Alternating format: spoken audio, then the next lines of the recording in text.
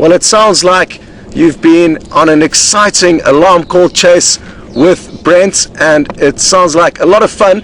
It is difficult following up on alarm calls, and like I mentioned a little bit earlier, it can often end up leading to nothing, but who knows, maybe you'll bump into something on the way here. Welcome to a roaring campfire, and thanks to Jandre and Andrew for setting that up for us. This is Stefan, and good to have you back at the campfire. Thank you very much. Yeah. Hello everybody, welcome. I feel very welcome for being over here, back again in front of the fire. I mean, I must say it's awesome to be back, and I'm glad it's on a slightly more longer term than it was in April or May.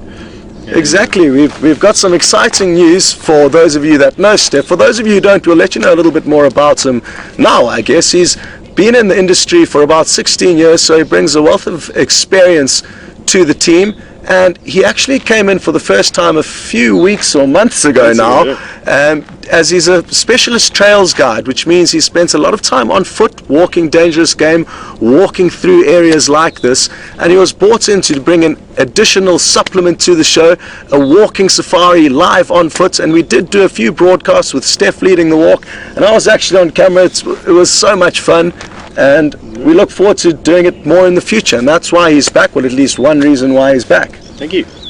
I'm also looking forward to it. I mean, must be honest with you, it's lovely walking through. I mean, the contrast between April, May to now, it's mad. The bush is just so much thinner and sparse. I mean, where we were walking in the grass is now just walking on sand. Visibility is massive, and animals are concentrated around these watering holes. It's great. Exactly. It's certainly getting much more suitable for walking, and a lot less scary. It can be a little bit nerve-wracking in thick vegetation, which we do have here in the summer. A few months ago it wasn't quite summer, but it was still fairly thick, and walking now will be a lot of fun. Yeah, it is. Also easier to see the tracks on the sand. There's a lot more sandy pathways, so I think it'll lead to a lot more successful tracking, and that's a big reason why we like to incorporate the walking safari, the foot safari live, because we battle to share with you the art of tracking and even seeing the tracks from the cameras that are mounted in the vehicles. So that's something for you to look forward to if you haven't seen the walking safaris, some in-depth look in the tracking and finding of the animals, which we really battle to share with you. But sadly it's not going to be soon, and that's why Steph is back to get the ball rolling and get everything back up and running for the walking safaris. There's a lot that goes into it and a lot of fine-tuning that still needs to take place, but it is something that we would like to incorporate more in the future. So watch this space. Definitely looking forward to it. Your experience when you're away for a prolonged length of time often are compounded compared to us who are here every day. So what are the major things that you're missing or have noticed that have changed? I've noticed the fact that the lions are tending to target the larger prey at the moment, the larger herbivores. They definitely are located within a radius around watering points. I mean, animals are starting to be drawn to the watering points, obviously heading up to October's craziness with all the drought. So I've noticed that a lot of activity around the watering holes, predator and prey. The bush is, as you said, quite open and nice to walk through. You hardly have to, you're concentrating on your sight, whereas a couple of months ago we were just using our ears to move around in the bush. Definitely there's that edginess creeping into the animals. They're getting that edginess, that hunger is starting to set in, that competition for food. So I'm starting to feel that energy, at least around that. And then definitely just enjoying the bush's calmness. The bush sort of, for me, almost feels like it's sleeping, it's resting, it's dormant. Although I must be honest, I found the first budding Nobile Combritum today, so it's the surefire sign that spring is on the way. So we're heading out of our winter into spring, which is, I can't wait. Looking good. Good, Steph. Good. Well, we've got another person joining the fire. Welcome back, Brent. Thanks very much, Scotty. Good. Hello, Good. How are you? Good, and yourself? Good. Okay, so no luck with the alarm calls? No, unfortunately not. They seem to be quite deep into the block between Gallagher Shortcut and Aubrey's Road. That's a tricky area. And it's a myriad of little drainage lines, so very, very difficult there. But Aubrey did have fresh tracks of a male leopard coming south into that block this afternoon, and hopefully during the night he pops up and walks on a road where we can find him. Exactly. Well, we've been so busy chatting about what's been going on in the bush, how much it's drying up, introducing a lot of the viewers to Steph, who they may have not met before, and we've yet to talk about the actual program for this evening. So let's quickly run through the kind of rough plan for this evening's campfire chat. We usually play a few highlights of the week, and a lot of you will already know what Brent's highlight was. The incredible Nkahuma Pride hunting Cape Buffalo. So we've got that little clip to look forward to, and then obviously we're going to be chatting about that, answering your questions, so please send them through. It's really easy. Hashtag Safari Live on Twitter, or send an email through to questions@wildearth.tv. And then also an interesting hyena sighting that I had the other day at the den sites. It really is interesting to see the clan, and as we spend more time with them, we're getting to see more really interesting behavior. We're not necessarily understanding it, but we are slowly piecing together the puzzle of what's going on with this hyena clan. There's a new addition to it, this new little cub, and I guess that's what may be causing a lot of the heightened tension amongst the clan. Yeah, I think it is an interesting dynamic. There's so many different individuals that are part of that clan. You got the cubs. We don't know whose they are, and females are coming in and out. You've got these interactions between adults. You've got little cubs that are having interactions with one another. It is quite tough to see what's going on over there, I must be honest. But yeah, what's your thoughts? Well, with hyena hierarchy, it's incredibly complicated system, and even though they may understand it, for us as onlookers it can be difficult to tell who is the alpha female in the first place, and then which is her daughter, which will be the next queen, and who is the younger daughter from that same alpha female, who again will then also be next in line for queen. So there's all these intricate things that play out amongst the clan. No, and the power play and power struggle, which I think may possibly be happening at the moment, is absolutely fascinating. And Scotty was really lucky to be able to be there during one of those fascinating sightings where you don't actually know exactly what's going on, and a lot of what we're doing is we're trying to figure out what's going on. And we've always got to remember, we read the books, the animals don't. They don't have to do what the book says they should. Exactly. Which makes it complicated. Anyway, what will not be complicated is playing you one of the sequences that we did share at the den. So some of you would have seen it, and enjoy. For those of you who haven't, the audio is incredible, and so is the interaction.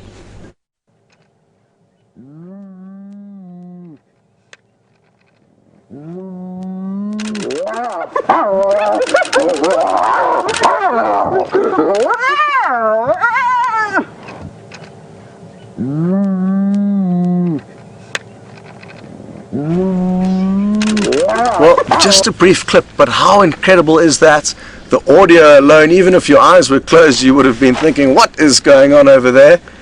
And basically, to give you a little bit of context as to what happened before that unfolded, the little cub was evidently not alone at the den, but its mother was not there. There was a lot of other sub-adults, smaller cubs, and another fully grown adult female at the den, and there was a lot of playful movements between the sub-adults and the cubs, and a little bit of nibbling and snapping and biting, but it was all quite playful and nothing too serious. And then the cub let off a few kind of whining squeals, and within seconds its mother had returned to the den. We had no idea where she had come from, or whether the cub had heard her returning or sensed that she was returning. But she arrived and nestled herself into the burrow where you saw her lying with the cub. And she was there for a while. Another sub-adult hyena came up, greeted the cub, greeted the mother, no problems. And then another adult female arrived, a mother of other cubs. And when she tried to do the same thing, the mother of the smallest cub unleashed. And they both had a bit of a tussle. And we've all kind of chatted to it. We've sent off requests for analogies or different theories of professionals on this theory, but we have a few speculations, one of which Steph let me know about. So the one, that it could be the next queen coming, and the mother knowing that potentially she would not be, or she would be concerned that this up-and-coming queen would potentially want to attack the cub to eliminate future competition. Yeah, I thought that was quite an interesting story, and it was one one of our colleagues in the industry has been in it for about 20 odd years, and he, without even seeing the footage, he suggested that because there's a hierarchy and that hierarchy is hereditary, that the future and upcoming queen was just getting rid of the youngest competition for her.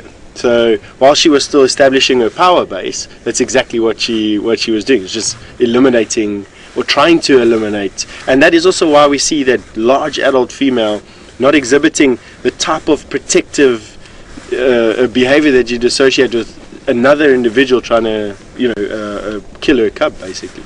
So yeah, looking after family, but not sure which one's more important at the moment. Exactly. Another thing you pointed out, and we did chat about on the morning, was all of that wet puddle of urination right at the entrance to the burrow. Now, it's not commonly there, sometimes nearby the den, but the fact that it was right at the entrance may also play some role into exactly what was going on. The animals, a lot of the animals, including the hyena, will use these urination puddles as kind of information hotspots, and they'll be telling a story by urinating there. And the fact that it was right at the entrance to that burrow could also be some kind of a signal that somebody was trying to kind of stepping on that cub's toes or stepping on the queen's toes. Some kind of a message was passed in that. And in that, I mean, you could find that if that female who was pushing onto the female who was blocking the burrow is the alpha's eldest daughter, is she not even trying to secure the rights for her cub, the next generation beyond? Yeah. So, I mean, there's so many different interesting facets that could have happened in that situation. Now, speaking of different facets, we've just got a question through from Ellen in Arkansas, and she's wondering, is it possible that another clan is coming in to try and overthrow the current queen? Could a queen be overthrown by another queen and her clan or her territory be taken in that fashion? Brent, what do you think? Ellen, unfortunately, I don't think so. Those hyena clans are quite strong, and they generally are quite closely related, a lot of them, and they would defend the aggression they show towards another clan of hyenas is 20-fold of what anything we've seen at the den site. It's pure.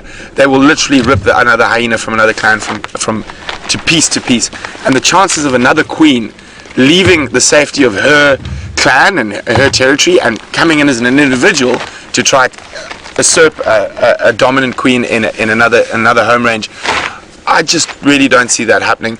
Generally with hyenas, with the dispersal of hyenas, in my understanding, it's the males that will disperse and move through to the clans, and the female clans generally do tend to stay quite solid. You guys got any thoughts on that? Yeah, I guess I agree with Brent. Steph? I do think so. I think den sites are usually in the middle or the core of the hyena territories. They'll defend those den sites with their lives if need be. So the type of aggression that we saw definitely wasn't that. To me, it looked like a bit of an internal power struggle. It looked like a bit of an internal hierarchical sort of issue. It wasn't a defense of a den site from another clan. So definitely good question though. Yeah, but, very good. Yeah, I've actually on that. I've heard a story. I've never seen this, and again, what you read in books and what you hear, you can take with a pinch of salt. But I've been told that hyena have hunted up to their clan's boundaries, and they often chase their prey for many kilometers at high speed. 50 to 60 kilometers an hour can be sustained for many kilometers until they tire out their prey. And in these long hunts, if the prey crosses into their clan's boundary, I've heard that they almost jam on brakes on an invisible line. Now again, I would like to see that happen, but that has been documented. It isn't a reliable document, so it can be that strict and that well defended, as Brent and Stefan have said. I've seen very interesting behavior around clan boundaries. I mean, tails come up, immediate excitement, greeting and scent marking. So they're definitely, I think they're far more solid sort of boundaries than, say, a lion pride territory. Yeah. I think they do defend them far more vigorously, and there's a lot less overlap. Yeah. Well, speaking of hyenas moving around and clan interactions and dynamics, we've got a question through from Jilly. Good to have you with us. And Jilly's interested to know, will hyena practice the same behavior as lion and leopard when it comes to forcing out young males to ensure that they head off and spread their genes elsewhere and then maintain a healthy gene pool? I absolutely think so, Julie. I think it's healthy for young males to disperse. I think we see it across a very wide spectrum of mammals, and it's good reason. And in a space like this where you have millions of square kilometers of land basically available for, in particular, hyenas who are known to be very nomadic, it's absolutely, they're not held in by fences, they're not held away by tar roads or by habitation whatsoever, and we're sitting in a very sparsely populated part of South Africa, so absolutely, I think so. What would be interesting, I guess, is whether they are forced out as much as lion and leopard are forced by their fathers, or do they have a more natural tendency to wander off at about 2 or 2.5 years, which is the age that they will start to move off the males? I think it's probably it's not nearly as aggressive as the cats. I don't think they're as forced. But then again, I'm not sure. It is a very, very interesting thing. I would say that it's more of a natural migration, like you would find with wild dogs as well. It's a far more natural migration away from the natal area, where there's lion and leopard is a very forced migration, and they're chased. But definitely, I do think there would be some pressure from other clan members. Maybe we just haven't seen it, and maybe it's a lot more subtle than in the cats. So it definitely could be there, but it does seem to me to be a bit more subtle of a migration. Yeah, well, I guess one thing that we all need to remember is that even though we spend 6 hours a day out here, it's usually not with any given animal, one animal, and that's only a quarter of the day. So we're missing a lot of what goes on, and therefore our puzzle has a few holes in it. Exactly. Well, I think it's been a wonderful chatting about the hyena, and as you could tell, we could probably chat about this and different theories the whole night, but sadly we don't have that much time, so it's time to now move on to, I don't think it's the highlights of the week. It could possibly be, in certain categories, one of the highlights of the year. It's something that we haven't seen for many, many months, and it's important part of nature. As harsh as seeing kills can be, it is important, and the death of one animal is the success and livelihood of another, and it's critical to happen, and it's not something we get to share with you or capture very often. So Brent, tell us a little bit about your afternoon. Well, it actually started about 4 or 5 days before that. We tracked the Djuma Pride. I think you actually had them the evening before, but in total I think we spent about 7 or 8 drives, and a lot of that sort of all the drive with the Pride, and we saw them attempt to chase buffalo a couple of times in very thick bush. We could see very little, and then when they went across to Arathusa, they actually chased the buffalo chased them more correctly, right, quite close to us, but again it sort of looked like a half-hearted attempt, and they started looking quite hungry, and then, well, actually, I sort of owe you for this, Scotty. Scotty was on the tracks of these lions. Yes, he does owe me. And Scotty was on the tracks of the lions, and he got a brief glimpse of Junior disappearing into the thickets. And I thank VM for finding Junior. So you actually owe VM. As I said, finding animals is a team sport. We don't any of us take individual credit. It's all of us working together to try and get you guys the best show possible. But so then we went through there, and I said, I'm going to go there for a little bit, where we left them sleeping, and then I'll stay there for half an hour. They're going to be flat cats, and then I'll meander on and look for something else. And I don't know why, I just got the sort of little, and I was like, no, I'm not going to leave now. I'm going to sit here. They're flat. Oh, no, that one moved a little bit funny. I think it's going to get up and move. And they didn't for 2 hours. But fortunately, they did, and there's no better way to explain it, and I could try, than to actually show you guys what happened. So here's the clip. I hope you enjoy it. It was probably one of the best afternoons I've had in a very, very long time. That lion stock, there we go. Towards where the other lions are coming. Junior's actually coming in from the right. She's jumped on the buffalo. She's right on its back. She slowed it down.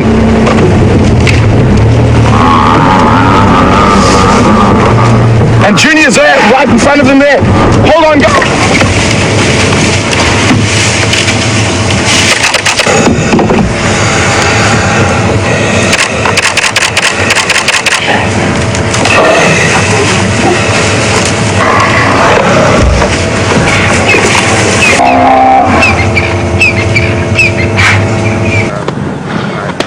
guessing it's possibly the two older lion. That lioness will stay attached. There we go. She's loosening her grip a little bit. I think she could have felt that. There we go. That buffalo has just died.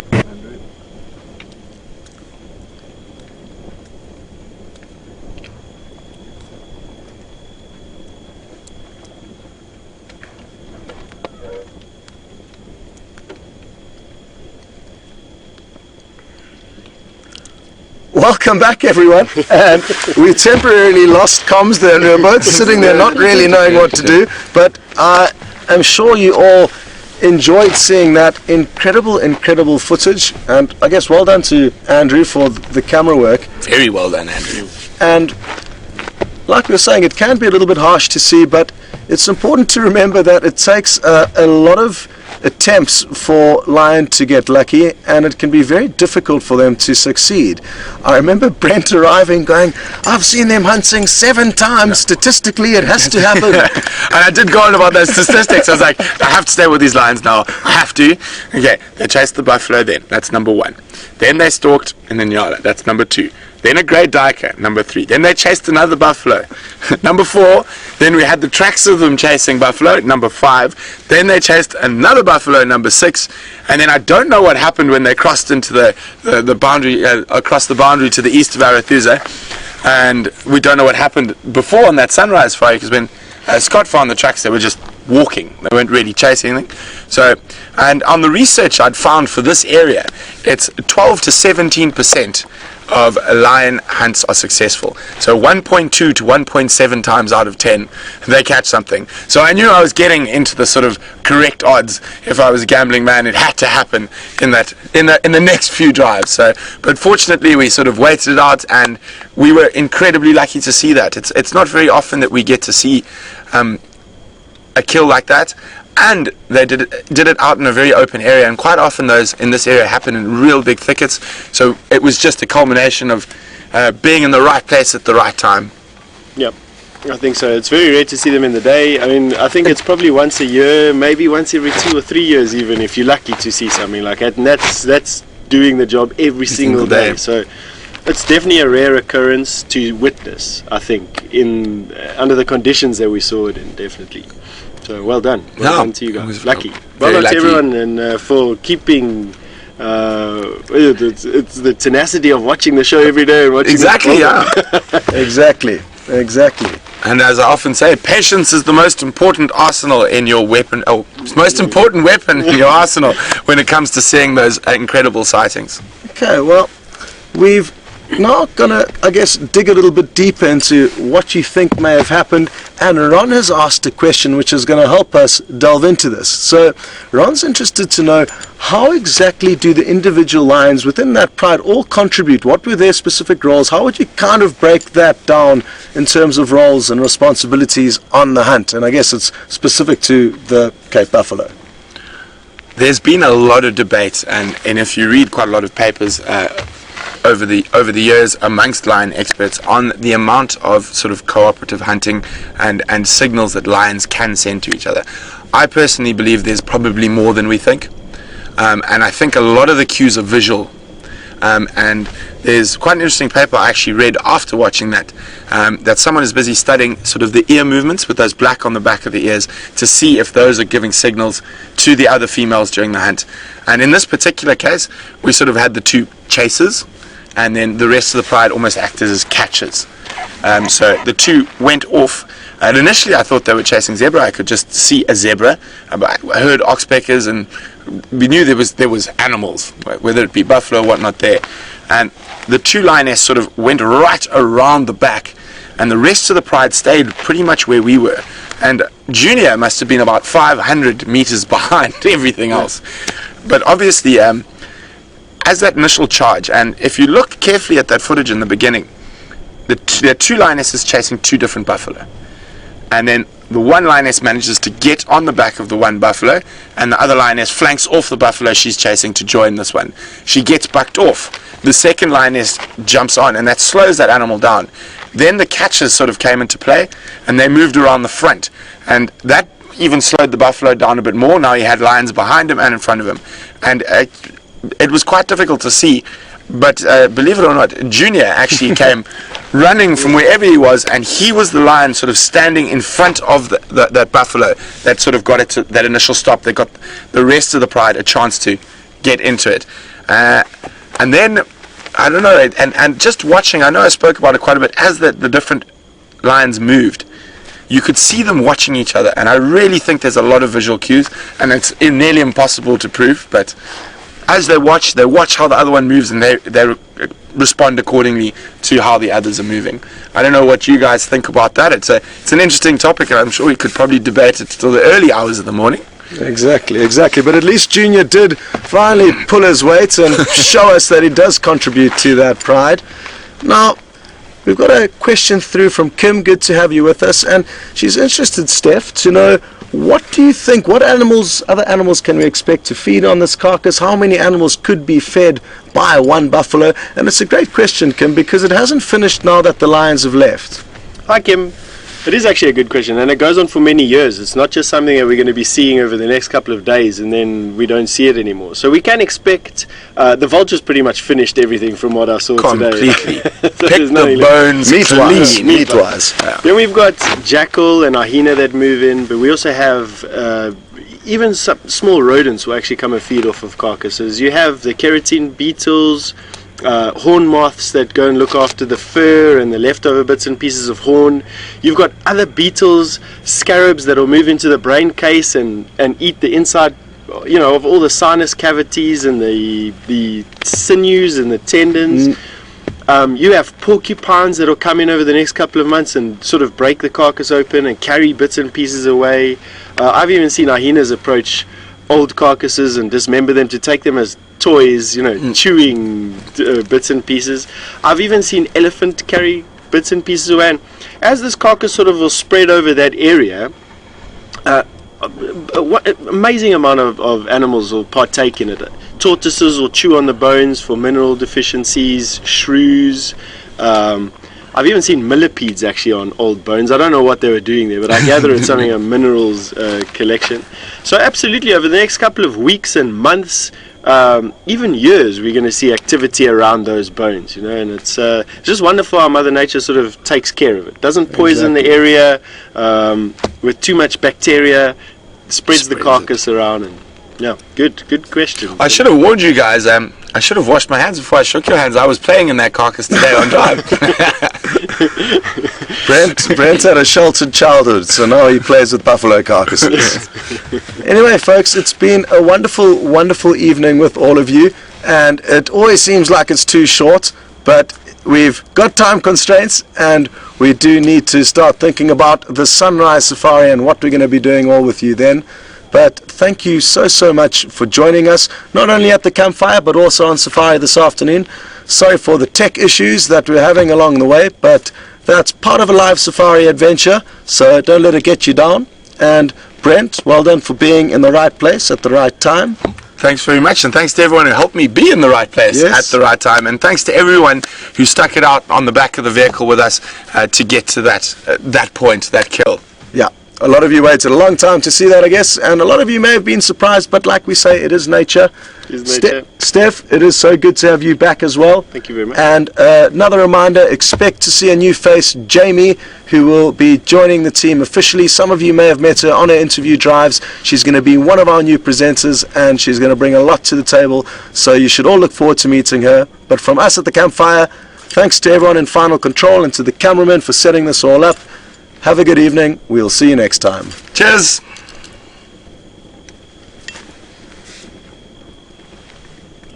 There's the lions. Can you hear them? Yeah.